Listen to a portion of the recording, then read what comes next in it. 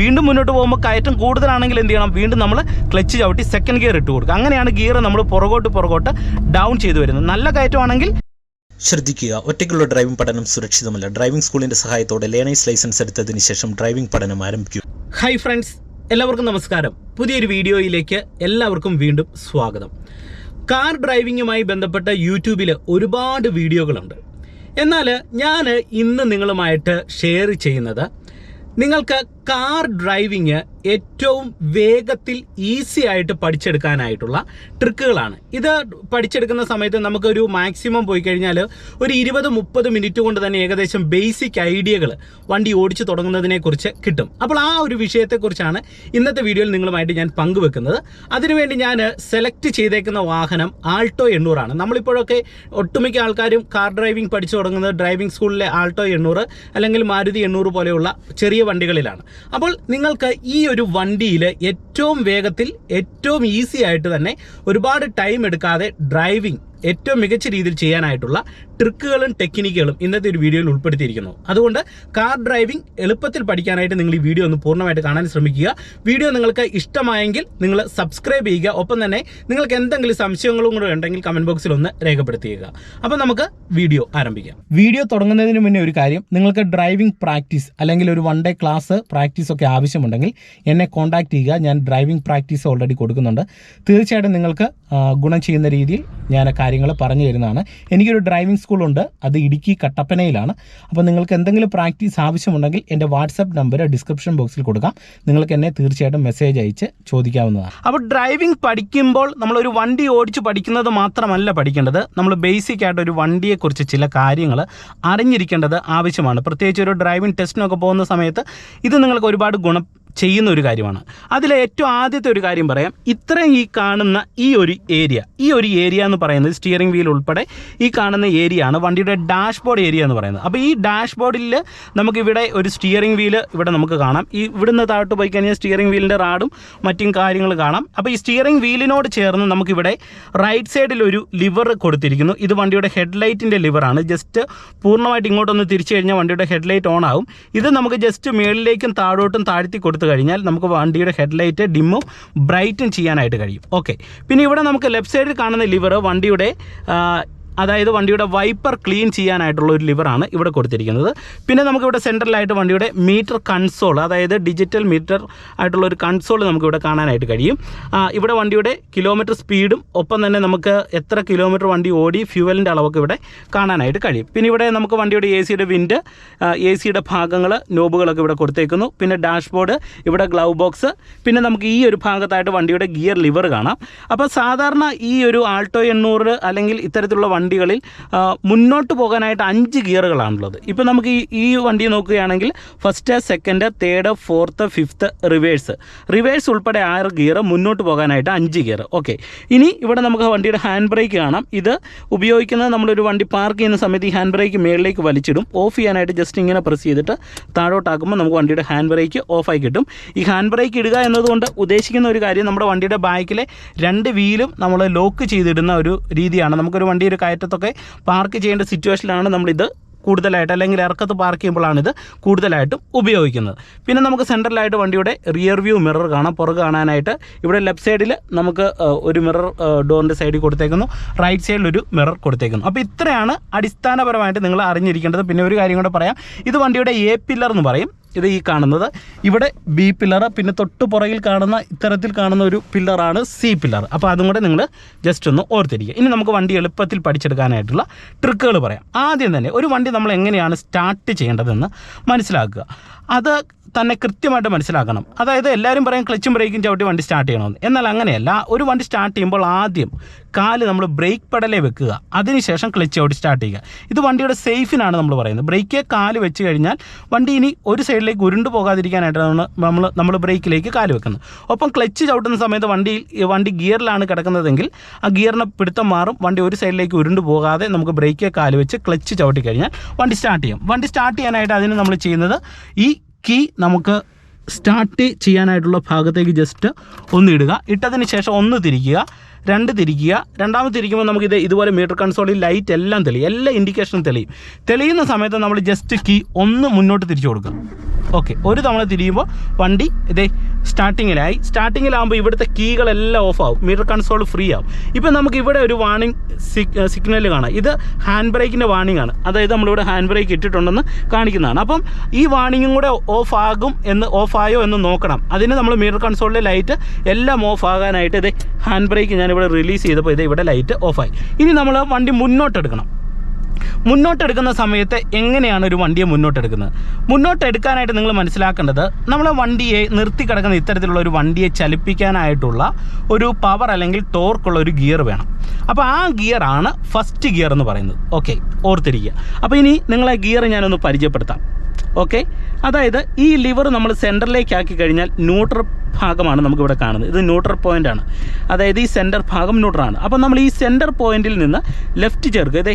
ചെറുതായിട്ട് ഇങ്ങോട്ടൊന്ന് ചേർത്ത് പിടിക്കുക. ആൾട്ടോ 800 ആണെങ്കിൽ ജസ്റ്റ് ചെറുതായിട്ട് ഇങ്ങനെ പിടിക്കുക, എന്നിട്ട് മേളിലേക്ക് ഇട്ടാൽ ഫസ്റ്റ് ഗിയർ വീഴും. ഓക്കെ, ഇനി സെക്കൻഡ് ഇടാനായിട്ട് ഈ സൈഡ് തന്നെ ചേർത്ത് പിടിച്ച് തൊട്ട് താഴോട്ടിട്ടാൽ ന്യൂട്രൽ വരുന്നു, ഇവിടെ തന്നെ ചേർത്ത് പിടിച്ച് താഴോട്ടിട്ടാൽ സെക്കൻഡ് ഗിയർ വീഴും. ഇനി തേർഡിലേക്ക് ഇടണമെന്നുണ്ടെങ്കിലോ ജസ്റ്റ് മേളിലേക്ക് ഇടുക.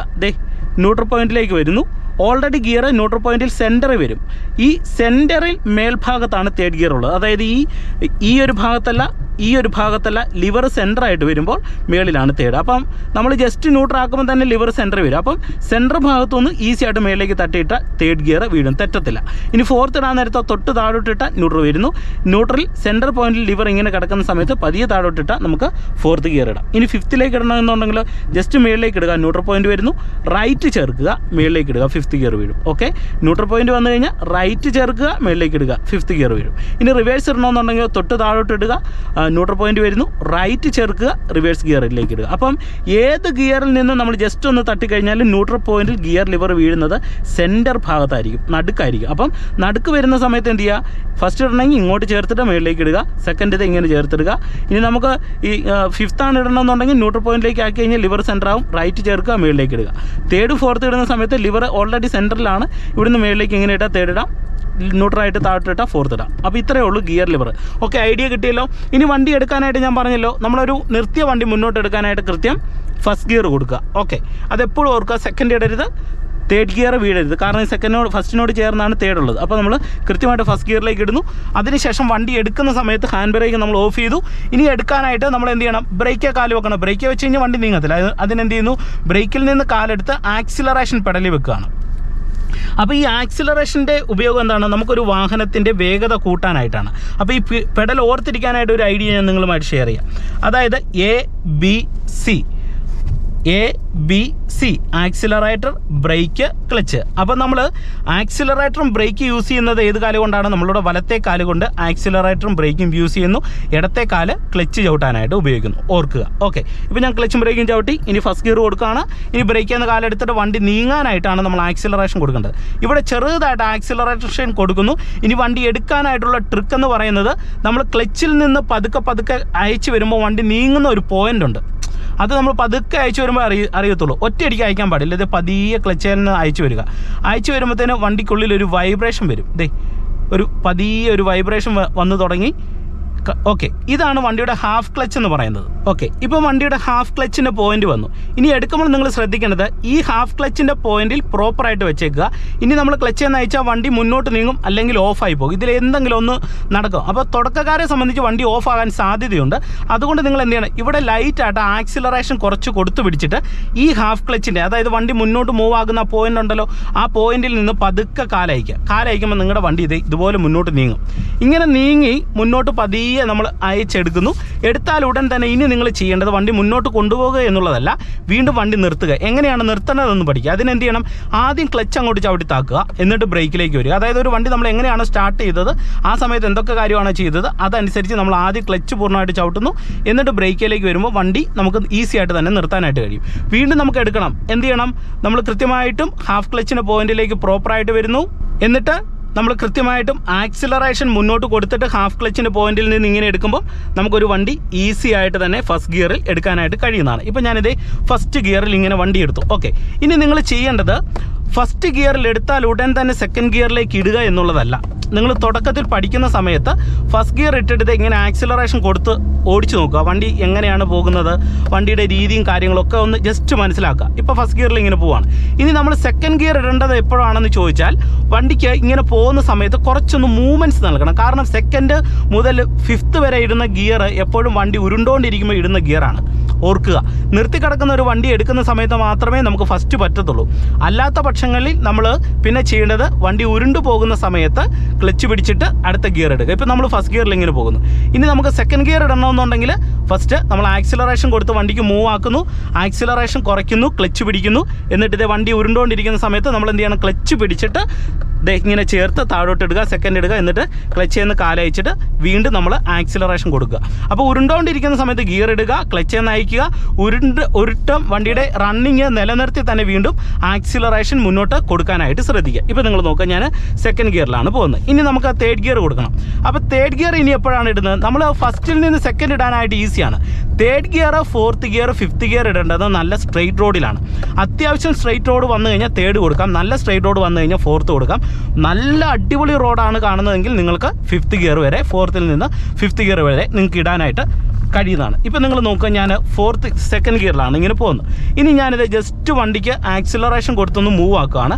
അത്യാവശ്യം റോഡ് സ്ട്രെയിറ്റ് ആയിരുന്ന സമയത്ത് എന്ത് ചെയ്യുന്നു, വീണ്ടും ക്ലച്ച് പിടിക്കുന്നു. ക്ലച്ച് പിടിക്കുന്ന സമയത്ത് നമ്മളിവിടെ ആക്സിലറേഷൻ കുറയ്ക്കണം. ചില ആൾക്കാർ ആക്സിലറേഷൻ ചവിട്ടി പിടിച്ചിട്ട് ക്ലച്ച് ഔട്ട്, അങ്ങനെ ചെയ്യരുത്.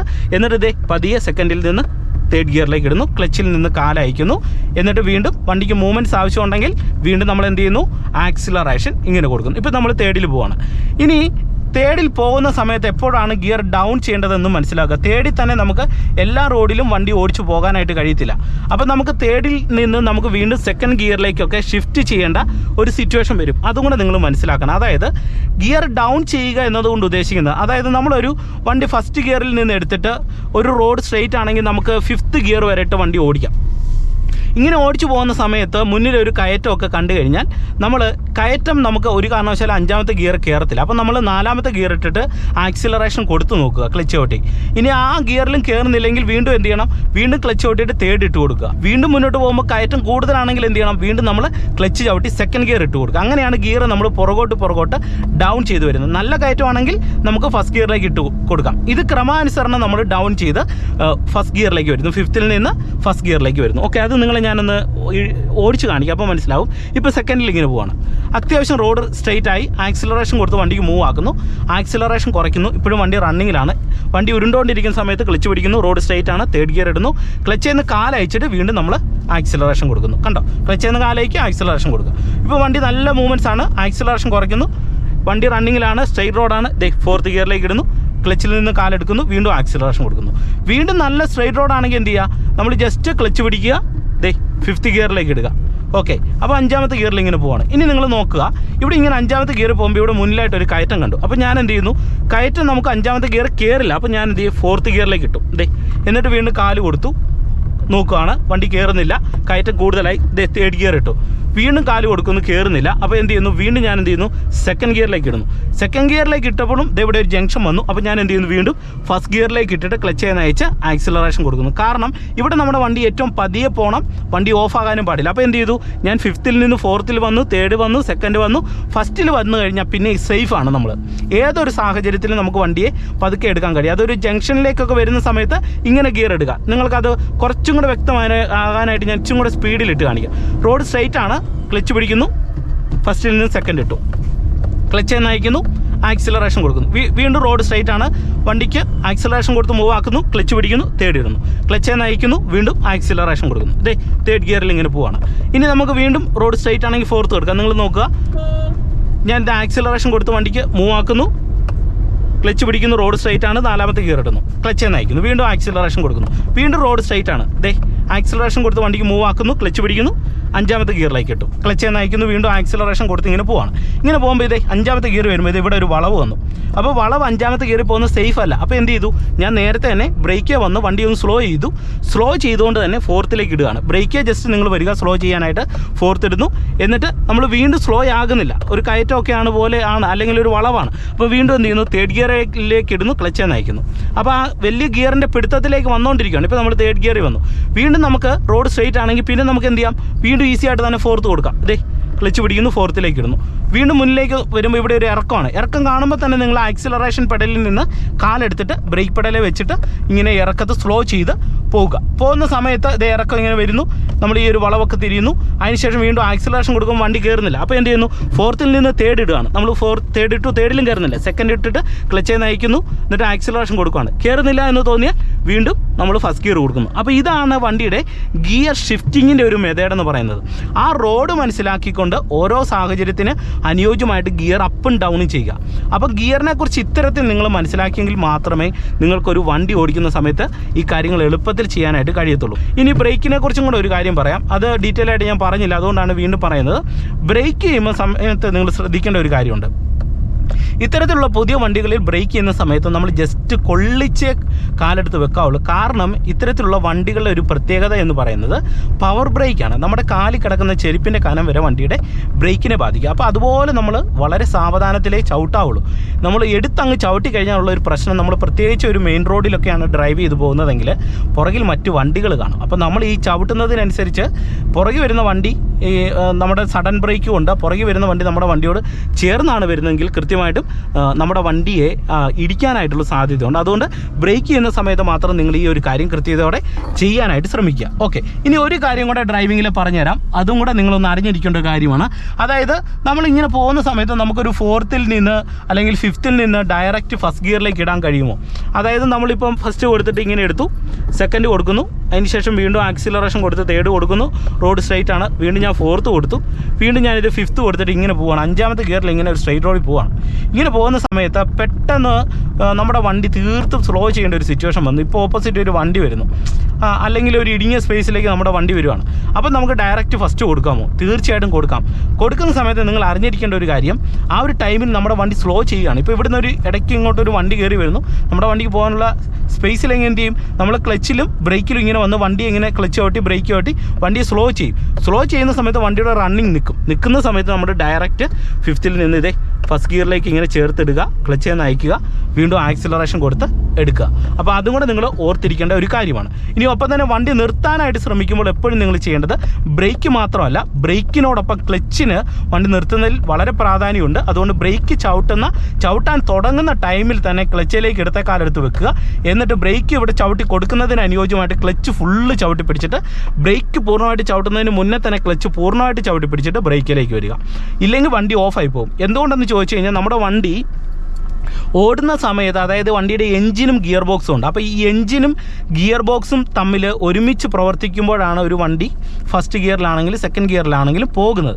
അപ്പോൾ നമ്മളിങ്ങനെ പോകുന്ന സമയത്ത് നമ്മുടെ വണ്ടി നിർത്തേണ്ട സിറ്റുവേഷൻ വരുമ്പോൾ എഞ്ചിൻ്റെയും ഗിയർ ബോക്സിൻ്റെയും പ്രവർത്തനം നമ്മൾ സെപ്പറേഷൻ ആക്കണം. അതായത് എഞ്ചിനിൽ നിന്ന് വരുന്ന പവർ നമുക്ക് ഗിയറിലേക്ക് പോകേണ്ട ആവശ്യമില്ലാത്ത രീതിയിൽ ആക്കണം. അതിനാണ് നമ്മൾ ക്ലച്ച് ഔട്ടുന്നത്. ക്ലച്ച് ഔട്ടിയിട്ട് ബ്രേക്കിലേക്ക് വരുമ്പോൾ വണ്ടി ഓഫ് ആകാതെ എഞ്ചിൻ സെപ്പറേറ്റ് ആയിട്ട് പ്രവർത്തിക്കും, ഗിയർ ബോക്സ് സെപ്പറേഷൻ ആവും. അപ്പോൾ ഒരിക്കലും വണ്ടി ഓഫ് ആകത്തില്ല. പക്ഷേങ്കിൽ നമ്മളിങ്ങനെ പോകുന്ന സമയത്ത് ബ്രേക്ക് മാത്രമാണ് നമ്മളങ്ങ് ചവിട്ടി പിടിക്കുന്നതെങ്കിൽ സംഭവിക്കുന്നത് വണ്ടി പൂർണ്ണമായിട്ടും എഞ്ചിൻ ഇടിച്ചിടിച്ച് ഓഫായി പോകും. അപ്പം ആ ഒരു കാര്യം കൂടെ നിങ്ങൾ ഡ്രൈവിങ്ങിൽ ശ്രദ്ധിക്കാനായിട്ട് ശ്രമിക്കുക. അപ്പോൾ എങ്ങനെ ഒരു കാർ നിങ്ങൾക്ക് ഏറ്റവും എളുപ്പത്തിൽ ഓടിക്കാമെന്നുള്ളതിനെക്കുറിച്ചുള്ള ഡീറ്റെയിൽ ആയിട്ടുള്ള കാര്യങ്ങൾ ഇന്നത്തെ വീഡിയോയിൽ പങ്കുവച്ചു. അതുകൊണ്ട് ഇന്നത്തെ ഒരു വീഡിയോ നിങ്ങൾക്ക് ഇഷ്ടമായെങ്കിൽ ചാനൽ സബ്സ്ക്രൈബ് ചെയ്യുക, വീഡിയോയ്ക്ക് ഒരു ലൈക്ക് തരിക. അതോടൊപ്പം തന്നെ ഈ വീഡിയോ നിങ്ങളുടെ കൂട്ടുകാരുടെ ഇടയിലേക്ക് ഒന്ന് ഷെയർ ചെയ്ത് നൽകുക. വീണ്ടും നമുക്ക് മറ്റൊരു അറിവുമായിട്ട് വീണ്ടും അടുത്തൊരു വീഡിയോയിൽ കാണാം. Okay, by.